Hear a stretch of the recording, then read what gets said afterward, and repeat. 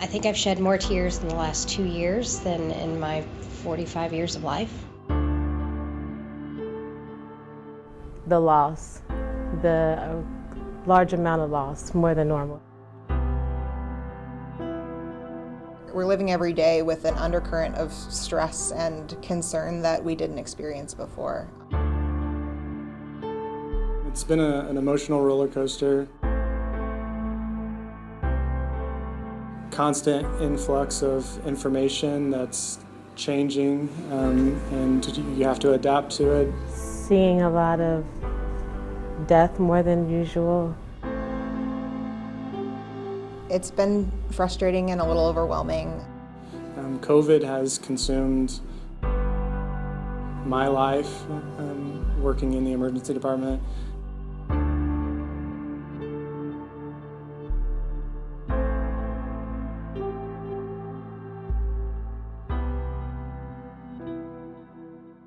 The worst day was, I have this image in my head when there was like 4 crash carts down the hallway and patients coding 3 patients at a time, and they're running codes, multiple codes at once.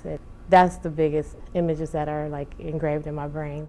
I think our worst day, and in general, is just not having enough staff, and so everybody is working absolutely as hard as they can, doing the best that they can to take care of patients, and when we either don't have enough people or enough resources, it just doesn't feel like enough.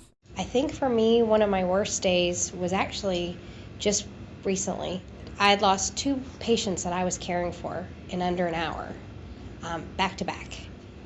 It was just a very hard day. I cried a lot. Then I came back a couple of days later and I lost another patient.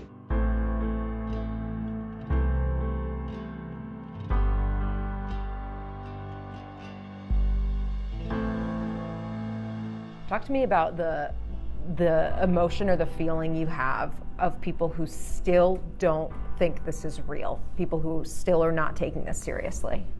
Sometimes you feel like you're talking to a brick wall. You know, you're trying to convey what you're seeing every day and what is hurting your heart and just devastating your entire life. It's not just at work, it's at home, it's everywhere.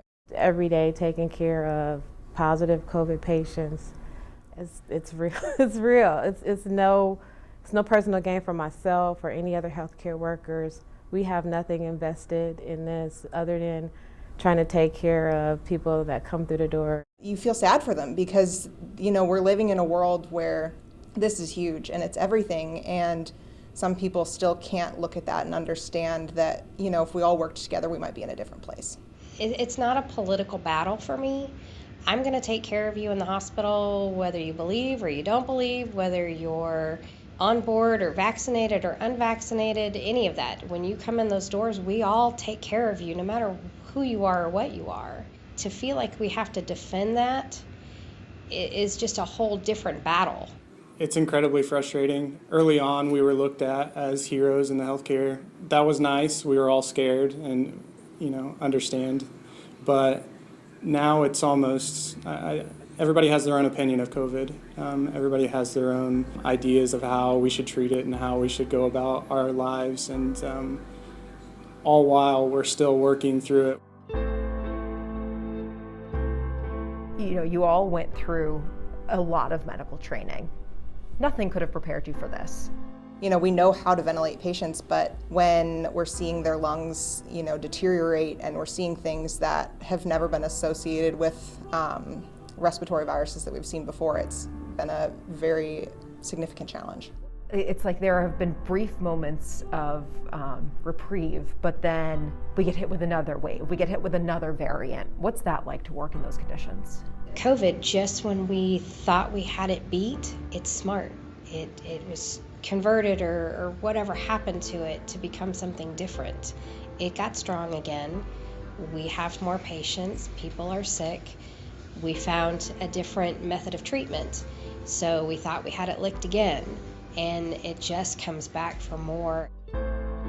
It's hard not to feel like, when is enough enough? When are we going to see the end?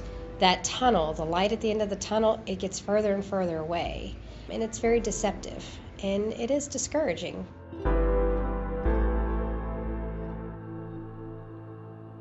I want to take a moment to sincerely thank those healthcare workers for taking the time to meet with me. I know how busy and stretched they've been for the past 2 years, but I also know how important it was to hear directly from them. So our series continues tomorrow when they'll explain the impact that unvaccinated patients are having on our healthcare systems.